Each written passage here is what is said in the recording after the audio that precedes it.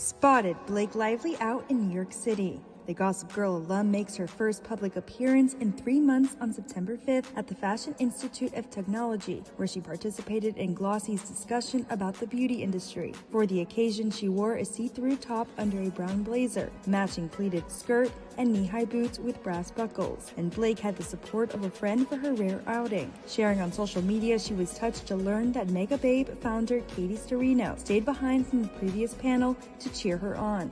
Resharing a photo the influencer took from the event, Blake wrote on Instagram stories that this is what girls lifting each other up looks like. She said, "I love and appreciate you, Katie Sturino, as a founder, as a woman, and as a friend."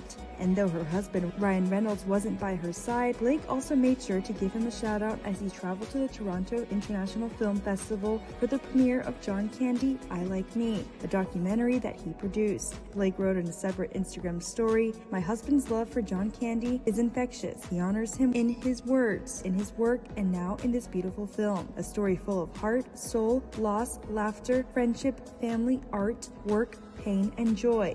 For Ryan, working on the project made him see the late comedian in a different light. The Deadpool star told E! News at the documentary's premiere September 4th, "I didn't know that he had this sort of spiritual bedrock to him. I wasn't aware that he lived at this intersection of being a people pleaser, but also starting to kind of work on mental health, which is something nobody talked about back then." Having struggled with anxiety since childhood, Ryan said it opened his eyes wider to how people view mental health. He explained, "It's still a little tricky to talk about, but if you're a people pleaser and you are dealing with mental health issues, it's actually a really terrible combination." He added, "Because the people pleaser never wants to burden anybody else, and the only way to really kind of deal with stuff you're going through is to talk about it. They're kind of at odds with one another."